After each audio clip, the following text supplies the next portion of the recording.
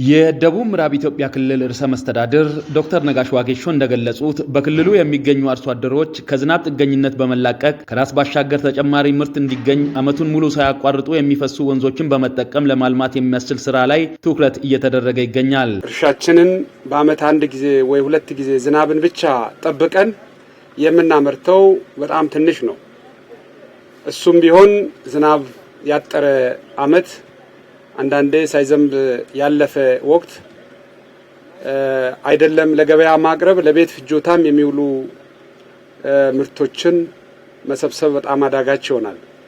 እንዲህ አይነት አካባቢዎችን በአመት 3 ጊዜ 4 ጊዜ ማምረት የሚያስችል ዘመናዊ በቴክኖሎጂ የታገዘ ግብርናን ማለማመድ የሚያስችል መሰረተ ልማት መዘርጋት በጣም ወሳኝ ነው። ዛሬ እያስመረቅን ያለነው የጽልበ ዘመናዊ መስኖ ፕሮጀክትም የዚህ አንዱ ማሳያ ነው።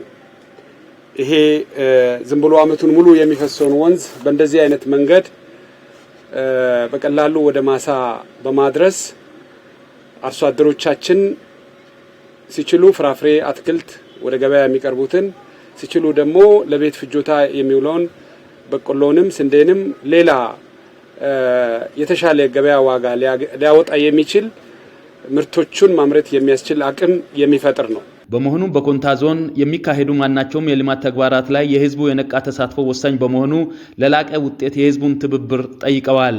ወደዛ አይነት ህይወት ማህበረሰባችን ለመቀየር በሚደረገው ጥረት ውስጥ እናንተም የአካባቢው አስተዳደር የዞን አስተዳደር የሚሰጠውን መመሪያ አቅጣጫ እየተቀበላችሁ ከሰራችሁ እኛም በዛ ከደገፍን እየተሻሻልን እየተለወጥን እንሄዳለን።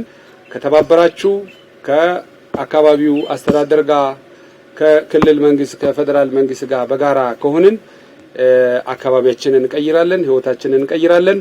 በርቱ፣ ተበራቱ። በድጋሚ እንኳን ደስ ያለን። አመሰግናለሁ። ክልሉ ከተቋቋመ ከ4 ዓመታት ወዲህ በተከናወኑ ተግባራት ከ31000 ሄክታር በላይ ማሳ ማልማት የሚችሉ የመስኖ ጥናትና ዲዛይን ስራዎች መሰራታቸውን የክልሉ ውሃ ማዕድንና ኢነርጂ ቢሮ ኃላፊ ኢንጂነር በየነ በላቸው ገልጸዋል። ባለፉት 4 ዓመታት ወደ 7 የሚሆኑ ከፍተኛ የመስኖ ጥናትና ዲዛይን ስራዎችን ሰርተናል። 45 የሚሆኑ አነስተኛ መስኖ ጥናትና ዲዛይን ስራዎችን ሰርተናል። እነዚህ በድምሩ ወደ 31000 ሄክታር ማልማት የሚችሉ መስኖ ጥናትና ዲዛይን ስራዎች ናቸው የሰራናቸው። እነዚህን ገንዘብና በጀት ካገኘናቸው ወደ ግንባታ ማስገባት የምንችላቸው ናቸው።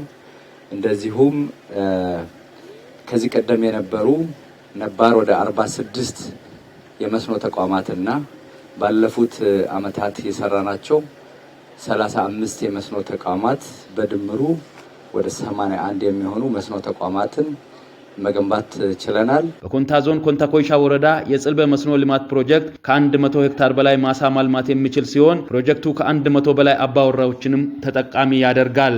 በዞኑ ሰፊ ሊለማ የሚችል ማሳ ቢኖርም እንኳ ከዝናብ ጥገኝነት ባለመላቀቅ ምክንያት የሚፈለገውን ያህል ምርት መሰብሰብ አልተቻለም። በመሆኑም ይህ የጽልበ መስኖ ልማት ፕሮጀክት ከዚህ ቀደም የነበረውን ችግር እንደሚፈታ የኮንታ ዞን ዋና አስተዳዳሪ አቶ ታከለ ተስፉ ገልጸዋል። ያሉ መሬቶቻችንን በእንደዚህ አይነት መስኖ ተቋማት ማልማት የምንችልበት እንደዚህ አይነት ዘመናዊ የመስኖ ተቋማት ባለመኖራቸው ምክንያት በውስን ቦታዎች ላይ ብቻ ጥገኛ ሆነን በአመት 3 እና ከዛ በላይ ማልማት የምንችልበት አቅምና እድሉ እያለን ነገር ግን በዛ ደረጃ ሳንሰራ የቆየንበት ሁኔታ ነው ያለው።